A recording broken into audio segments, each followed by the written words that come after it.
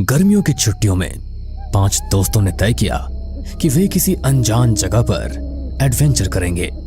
रोहन ने national library की एक बुक से एक जगह का पता निकाला, नाकडिहा गांव। कहते थे ये गांव 30 साल पहले वीरान हो गया था।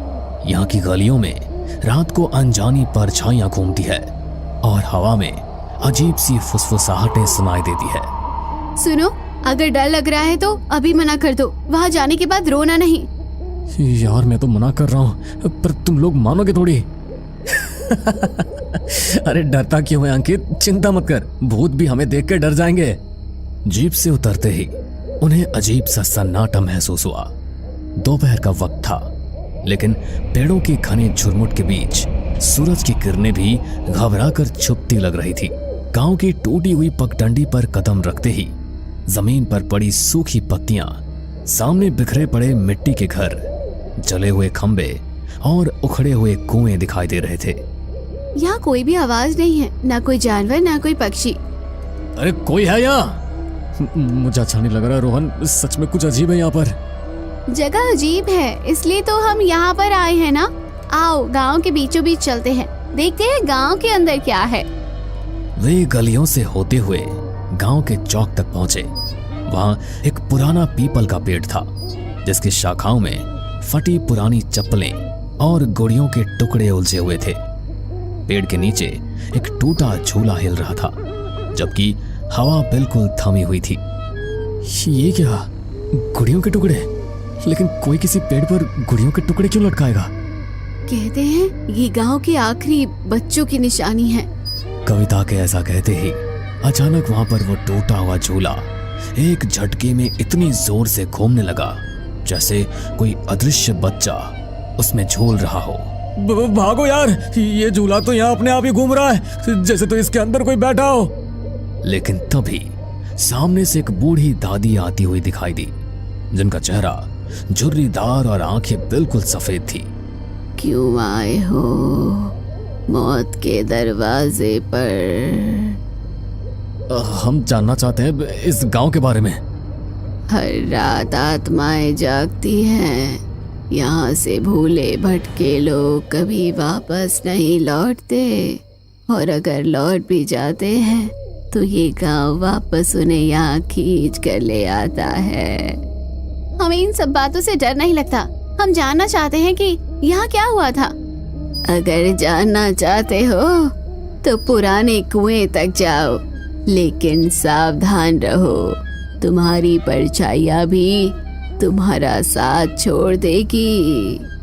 इतना कहकर दादी झाड़ियों की तरफ जाते हुए फिर अजीब ढंग से गायब हो गई। चारों ओर धुंध घेरने लगी, पेड़ झूमने लगे जैसे फुसफुसा कर कुछ कह रहे हो। पुराने जर्जर घरों के दरवाजे खुद ब खुद चरमराकर खुलने लगे। अब तो मजाक भी नहीं सूझ रहा यार, दादी की बात सुनकर और यहाँ की हालत देखकर तो मेरी भी हालत पतली हो रही है। चुप रहो, ध्यान लगाओ, ऐसा लग रहा है जैसे शायद कोई हमें देख रहा है। दूर कुएं की तरफ उन्हें एक धुंधली आकृति दिखी, झुकी हुई, चादर ओढ़े, लकड़ी की छड़ी पकड़े जैसे कोई साधु। ये तो कोई साधु बाबा लगते हैं। चलो उनके पास चलकर पूछते कि आखिर इस गांव के खाली होने के पीछे क्या कारण था और क्यों लोग इसे भूतिया समझते हैं। चलो। वे कांपते दिल के साथ धीरे धीरे कुएं की ओर बढ़ने लगे, जहां रात की पहली चीख उनका इंतजार कर रही थी। धुंध गाढ़ी होती जा रही थी, उन लोगों के कदम जैसे अपने आप भारी हो गए थे। हर ओर अजीब सी सिसकियों की आवाजें गूंज रही थी। कुएं के पास पहुंचते ही एक बदबूदार हवा का झोंका आया, जैसे कोई सड़ी हुई चीज वहां पड़ी हो। ये बदबू कैसी है यार? चुप रहो और उन साधु के पास चलो। कुएं के पास वो साधु अब भी खड़ा था, लेकिन उसका चेहरा धुंध में साफ नजर नहीं आ रहा था। धीरे धीरे जब वे पास पहुंचे तो साधु ने बिना पलटे गहरी आवाज में कहा, किसे अपनी आत्मा गंवानी है? सभी सिहर उठे। कविता ने डरते हुए कुएं के भीतर झांका यहाँ कोई है। तभी अचानक कुएं से एक सफेद हाथ बाहर निकला, हड्डियों जैसा पतला, गंदे नाखूनों वाला। रवि जोर से चिल्लाया, लेकिन उनके कदम जैसे जम गए थे। साधु ने अपनी छड़ी जमीन पर मारी और पूरा गांव कांपने लगा। घरों की टूटी खिड़कियां जोर से पटपटाने लगी। सूखे पेड़ों से झुलसी हुई परछाइयां निकलकर चारों ओर मंडराने लगी। ये परछाइयां हमें घेर रही है। ये परछाइयां नहीं, ये तो आत्माएं हैं। बच्चे अब कोई रास्ता नहीं, नागदिहा का श्राप तुम्हें भी निगल लेगा। एकदम से गांव के पुराने घड़ियाल की आवाज गूंजी, डोंग डोंग डोंग। हर डोंग के साथ एक नई परछाई प्रकट होती, बच्चों की कराहती आवाजें गूंजती और सूखे कुएं से चिल्लाहटें आती। हमें कुछ करना होगा, भागो, वरना यहाँ से जिंदा लौटकर वापस घर नहीं जाएंगे। दादी ने कहा था आत्माएं परछाइयों से बंधी है, अगर हम अपनी परछाई बचा ले तो शायद हम बच सकते हैं। वे एक साथ दौड़ने लगे, लेकिन जैसे जैसे भागते उनके अपने साए उनसे अलग होकर पीछे छूटने लगे। रवि ने पीछे मुड़कर देखा, उसका साया अब अकेला चल रहा था। अरे मेरा साया, वो अलग हो गया, मेरी परछाई मेरे साथ नहीं है। तभी अचानक किसी ने रवि का हाथ पकड़ लिया, लेकिन वो कोई इंसान नहीं था। सफेद आंखों वाला बच्चा सड़े हुए चेहरे के साथ उसे खींचने लगा। देखो, रवि को छोड़ दो। नीलम जल्दी कुछ करो, तुम्हारे पास माचिस है ना? माचिस निकालो, आत्माएं आग से डरती है। नीलम ने अपने बैग से माचिस निकाली, आग की लपटें उठी और परछाइयां थोड़ी पीछे हटने लगी। भूत आग से डरते हैं, जलाओ सब कुछ। सभी ने पास की सूखी झाड़ियों में आग लगा दी। धुआं चारों तरफ फैलने लगा, परछाइयां चीखते हुए पीछे हटने लगी। रवि भी छूट गया, लेकिन वो बेहोश हो चुका था। तुम आग से बच सकते हो, पर श्राप से नहीं। मैं तुम्हें इन बच्चों को नुकसान नहीं पहुंचाने दूंगी। दादी ने त्रिशूल से साधु की ओर इशारा किया। साधु जोर से चिल्लाया और देखते ही देखते धुएं में खुलकर गायब हो गया। धीरे धीरे गांव की हवा बदलने लगी, बदबू हटने लगी। अब जाओ, लौट जाओ और कभी मुड़कर मत देखना। रवि के दोस्तों ने उसे उठाया और भागते हुए जीप तक पहुंचे। पीछे मुड़कर देखा तो गांव फिर से धुंध में लिपट गया था। उनकी जीप नागदिहा गांव से निकल चुकी थी। रात गहरा गई थी, चांद बादलों के पीछे छुपा हुआ था। रास्ते भर हवा सिसकती रही और जंगल के किनारे कुछ झाड़ियों में हरकत होती रही। मैं पक्का बोल रहा हूँ, कोई हमारा पीछा कर रहा है। मत घबरा अंकित, अब हम उस गांव से बहुत दूर हैं। लेकिन तभी जीप के बोनेट पर किसी ने जोर से थपथपाया। सबके दिल थक कर गए। ये क्या था? रोहन ने शीशे से बाहर झांका, लेकिन तभी अचानक जीप अंधेरे में कहीं गायब हो गई। लेकिन सब कुछ वहीं खत्म नहीं हुआ। कुछ महीनों बाद उन लोगों की जीप एक सुनसान मैदान में पलटी मिली। सबकी हालत गंभीर थी और अंदर कुछ उकेरे हुए निशान थे, नाखूनों से बने, जिनसे लिखा गया था, हम नागदिहा के हैं। सबको जैसे तैसे उनके घर पहुंचाया गया। उसी के ठीक 3 दिन बाद अंकित के घर से अजीब अजीब चीखों की आवाजें आने लगी। पड़ोसी दौड़े, उन्होंने घर का दरवाजा तोड़ा, लेकिन अंदर जो देखा उससे उनकी आत्मा कांप गई। कमरे की दीवारों पर खून से कुछ चित्र बनाए गए थे, सड़े हुए चेहरों, सूखे हाथों और उल्टे पेड़ों के, और बीच में अंकित खुद छत से उल्टा लटका हुआ, लेकिन चेहरे पर भयानक मुस्कान थी। और कविता, वो अपने घर में आईने के सामने खड़ी थी। आईना धुंधला हो गया था, लेकिन जब धुंध छटी तो उसमें उसकी बजाय काले चितड़े पहने बच्चों की मंडली दिखी जो उसे घूर रही थी। एक बच्चा फुसफुसाया, अब तुम भी हमारे साथ खेलोगी। और उसी वक्त कविता गायब हो गई। केवल उसका दुपट्टा फर्श पर पड़ा रह गया। अंकित और कविता की हालत जानने के बाद बाकी सब बहुत डर चुके थे। इसलिए नीलम और रवि बचने के लिए एक तांत्रिक के पास पहुंचे। तांत्रिक ने जब उन पर एक खास धूप जलाई तो उनकी असलियत सामने आ गई। उनके शरीर के भीतर आधी आत्माएं अपना कब्जा जमा चुकी थी। उनकी आवाजें दोहरी हो गई थी, आधी इंसानी आधी राक्षसी। तुम्हें बचाया नहीं जा सकता, नागडिहा तुम्हारा घर बन चुका है। और अगले ही पल रवि और नीलम का शरीर बिखरकर काले धुएं में बदल गया। नागडिहा का श्राप सच क्या था? रोहन अब इस बात का पता लगाना चाहता था, क्योंकि अब सिर्फ वही उनमें से जिंदा बचा था और वो मरना नहीं चाहता था। आखिर उस गांव का रहस्य क्या है? क्यों वहां पर इतनी सारी आत्माएं भटकती हैं? ऐसा क्या हुआ था वहां पर? शायद मुझे अगर इस बारे में पता चल जाए तो मेरी जान बच जाए, वरना मैं भी मारा जाऊंगा। ऐसी जगह का इतिहास कहीं ना कहीं तो लिखा गया होगा।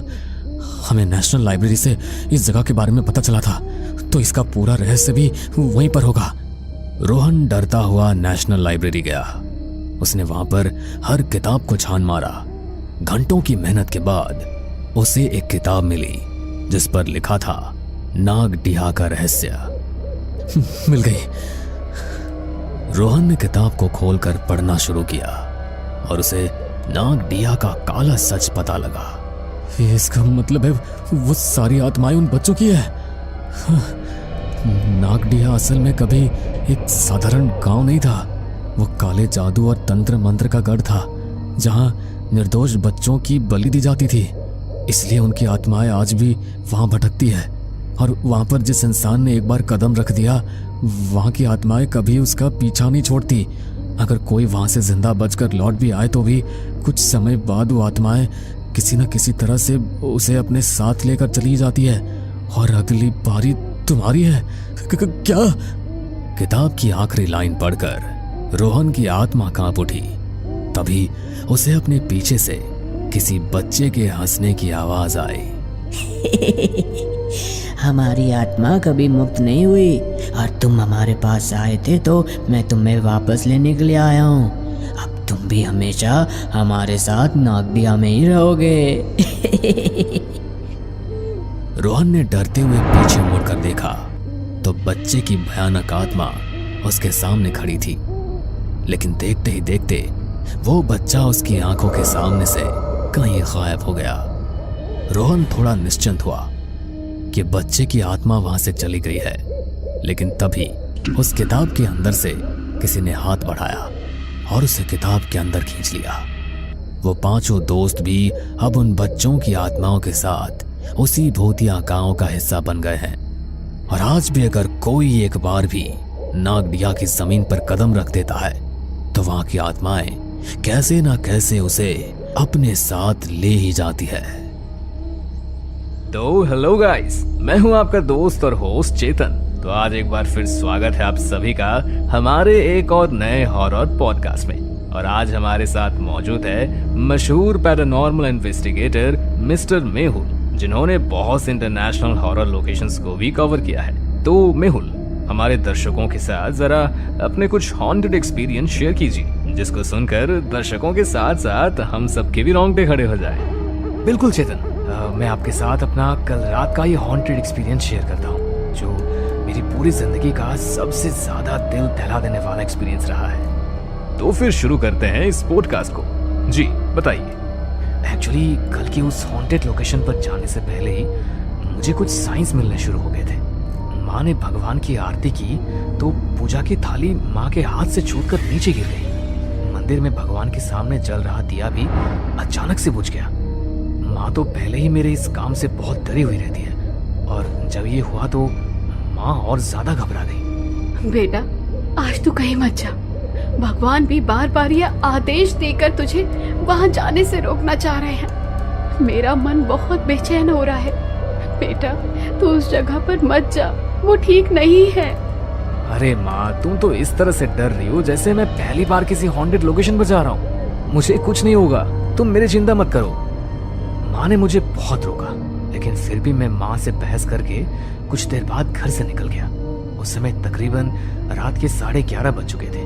मेरे घर से वो हॉन्टेड लोकेशन ऑलमोस्ट 1 घंटे के डिस्टेंस पर थी। मैंने अपनी गाड़ी निकाली और हमेशा की तरह अपने फेवरेट गानों की प्लेलिस्ट सुनता हुआ लोकेशन के लिए निकल गया। ड्राइव करते मुझे थोड़ी देरी हुई थी, लेकिन कल रात पहली बार मेरे मन में एक अजीब सी बेचैनी हुई। मैंने सोचा कि घर वापस चला जाऊं, लेकिन मैंने अपने व्यूअर से उस लोकेशन पर जाने का प्रॉमिस किया था, तो मैं वापस नहीं जा पाया।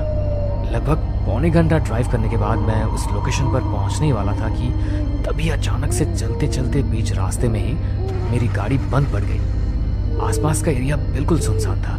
ऐसे में अब मैकेनिक तो मिलता नहीं, तो मैं पैदल ही आगे बढ़ने लगा।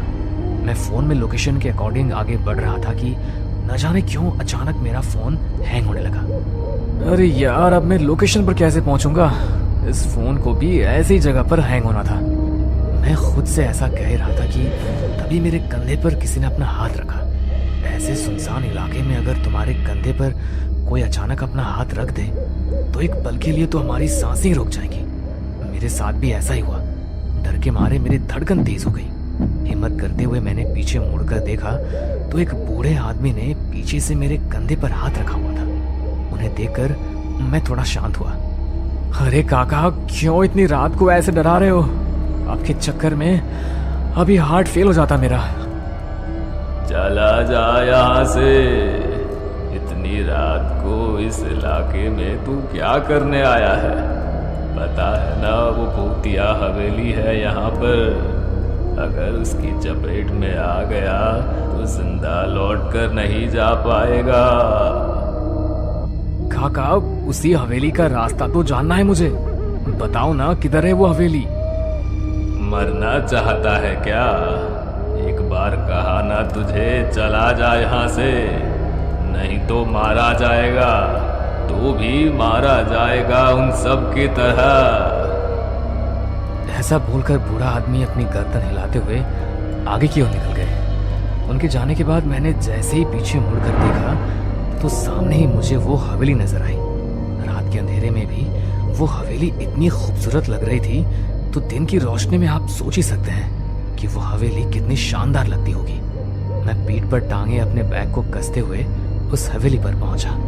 मैं अंदर जाने के लिए मास्टर की से गेट खोलने लगा तो मैंने देखा कि गेट पर बहुत सारे ताबीज और न जाने कितने सारे धागे बंधे हुए हैं। मैंने उन ताबीजों को हटाने के लिए जैसे ही उन्हें छुआ तो मुझे एक अजीब सा झटका लगा, जैसे अभी अभी कुछ मेरी बॉडी से निकलकर आर पार हो गया हो। मैं एक बार को थोड़ा कमजोर पड़ गया, लेकिन फिर मैंने हिम्मत करते हुए उन ताबीजों को हटाया और मास्टर की से लॉक खोलकर हवेली के अंदर चला गया। लेकिन जैसे ही मैं उस हवेली के अंदर पहुंचा, मेरे शरीर पर मुझे बहुत भारीपन सा महसूस होने लगा और एक बड़ी सी अजीब सी बदबू पूरी हवेली में फैल गई। वो बदबू इतनी बुरी थी कि मेरी सहन के बाहर हो गई थी। यार, कितनी गंदी बदबू है। अगर थोड़ी देर में यहाँ ऐसे ही रहा तो पक्का मुझे उल्टी हो जाएगी। एक काम करता हूँ, रुमाल पर परफ्यूम लगाकर उसे बांध लेता हूँ। मैंने अपने रुमाल पर परफ्यूम लगाया और उसे चेहरे पर बांध लिया। मैं हवेली के कमरों में इन्वेस्टिगेशन करने के लिए आगे बढ़ा, तभी मुझे वहां किसी औरत की पायलों की आवाज सुनाई दी, जैसे अभी अभी कोई औरत बड़ी ही तेजी से मेरे पीछे से भाग कर गई हो। तब तो आप ऑब्वियसली काफी ज्यादा डर गए होंगे। अरे, मेरी तो मानो आत्मा ही एक पल के लिए मेरे शरीर से निकल गई। मैंने थोड़ी हिम्मत की, पीछे मुड़कर देखा तो वहां कोई भी नहीं था, लेकिन ऐसा महसूस हो रहा था कि कोई ना कोई इस वक्त मेरे साथ यहाँ जरूर है। मेरे पूरे रोंगटे खड़े हो चुके थे। मैं आज तक न जाने कितनी हॉन्टेड लोकेशंस पर पैरानॉर्मल इन्वेस्टिगेशन के लिए गया हूँ, लेकिन कल रात मेरे साथ जो हुआ वो मैंने पहले कभी फील नहीं किया। मैं सब कुछ इग्नोर करके सीढ़ियों पर चढ़ते हुए फर्स्ट फ्लोर की तरफ जाने लगा। वहाँ सीढ़ियों पर उस हवेली के पूर्वजों की फोटो लगी हुई थी। मैं उन पर फोकस करके उन्हें अपने कैमरा में रिकॉर्ड करने लगा, लेकिन उस दीवार पर लगी सभी तस्वीरों में से एक तस्वीर देखकर मेरे होश उड़ गए। मतलब मेरी पूरी बॉडी उस टाइम बहुत बुरी तरह कांप रही थी। ऐसा क्यों? मतलब ऐसा क्या था उस फोटो में? वो फोटो उसी बूढ़े आदमी की थी जो मुझे हवेली के पास मिला था और बार बार मुझे हवेली के पास जाने से मना कर रहा था। उस फोटो को देखकर मेरा माइंड बिल्कुल ब्लैंक हो गया। कुछ सेकंड के लिए तो मुझे समझ ही नहीं आया कि मेरे साथ ये हो क्या रहा है। मैंने डिसाइड किया कि मैं इन्वेस्टिगेशन नहीं करूँगा और वापस अपने घर चला जाऊँगा। लेकिन मैं जैसे ही वहाँ से जाने के लिए नीचे उतरने लगा, तभी किसी ने सीढ़ियों से उतरते हुए मेरे पैरों को पकड़ लिया और मैं सीढ़ियों से लुढ़कता हुआ सीधा नीचे आकर गिरा और मेरा सर सीढ़ी के कोने से टकरा गया। ये देखिए निशान। हाँ भाई, काफी तेज चोट लगी आपको तो, देखो जरा। नहीं प्लीज टच मत करना, पहले ही बहुत दर्द है इसमें। Okay please continue. मुझे माथे पर चोट लगी तो मैंने हाथ लगा के देखा, हल्का खून निकल रहा था। मैंने अपने बैग से कपड़ा निकाला और खून को साफ करने लगा। तभी अचानक मुझे ऐसा लगा कि कोई औरत मेरे कान के पास आकर बड़े ही भयानक तरीके से हंसती हुई मेरे सामने से कहीं गायब हो गई। अब मेरी हिम्मत जवाब दे चुकी थी। मैं जितनी तेज चल सकता था उतनी तेज चलता हुआ मेन गेट की तरफ पहुंचा। लेकिन मैंने जैसे ही दरवाज़ा खोलने के लिए दरवाजे को हाथ लगाया, वैसे ही एक बहुत भयानक औरत अचानक मेरे सामने आ गई। उसने लाल रंग की पुरानी सी साड़ी पहनी हुई थी। उसका पूरा शरीर बुरी तरह जला हुआ था। आंखें बिल्कुल सफ़ेद और वही गंदी बदबू उसके अंदर से आ रही थी। उसे अपने सामने देखकर मैं इतनी बुरी तरह डर गया कि मुझे समझ ही नहीं आया कि अब मैं करूं तो करूं क्या। लेकिन फिर भी मैंने हिम्मत की और सोचा इसे नज़रअंदाज करूंगा तो शायद यहाँ से निकल पाऊं। लेकिन तभी वो औरत मुझे बड़े ही भयानक तरीके से देखते हुए मेरी तरफ बढ़ने लगी।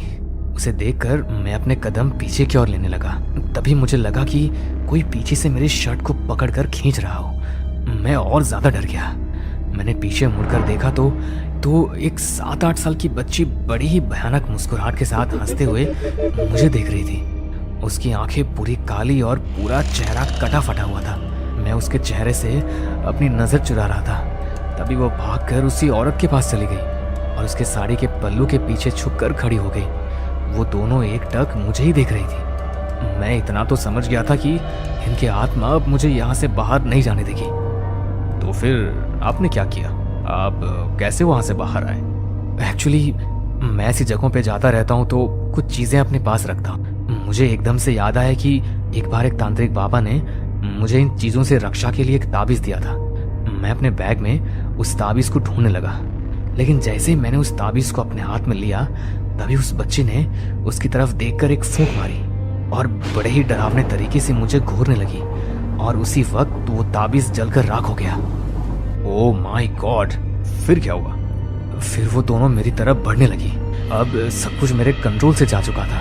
उन दोनों ने मेरे पीछे की ओर किसी को इशारा किया और कोई अदृश्य शक्ति मुझे घसीटती हुई हवेली के एक अंधेरे कमरे में ले गई। मेरा कैमरा और लाइट उस रूम के बाहर ही गिर गए। रूम में बस मेरी लाइट की हल्की रोशनी आ रही थी। मैंने देखा कि वो दोनों आत्माएं हवा में उड़ती हुई मेरी तरफ आ रही हैं। फिर मैंने हिम्मत की और हवेली का गेट खोलने की कोशिश करने लगा, लेकिन वो इतनी बुरी तरह जाम हो चुका था कि मैं अपनी पूरी ताकत लगाकर भी उसे खोल नहीं पाया। तो मैं तुरंत ही सीढ़ियों से चढ़ता हुआ हवेली की छत पर पहुंच गया। मैंने सोचा कि शायद यहाँ पर वो दोनों मुझे कोई नुकसान नहीं पहुंचा पाएगी।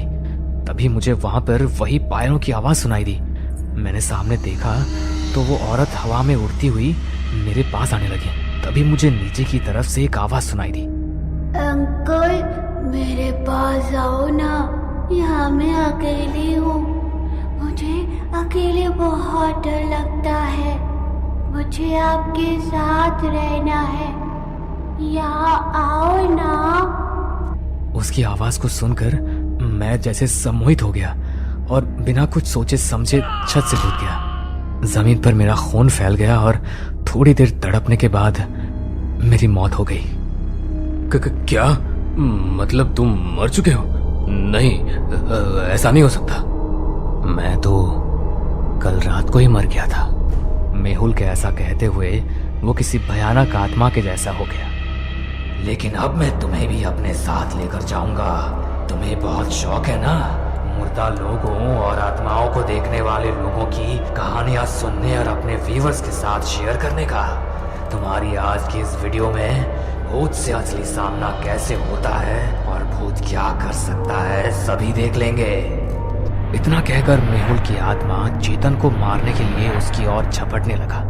तभी कैमरामैन ने जल्दी से उस रूम में रखे माता रानी के सिंदूर को मेहुल की आत्मा पर फेंक दिया, जिससे उन सब की आंखों के सामने मेहुल की आत्मा एक जोरदार डरावनी आवाज के साथ वहां से गायब हो गई।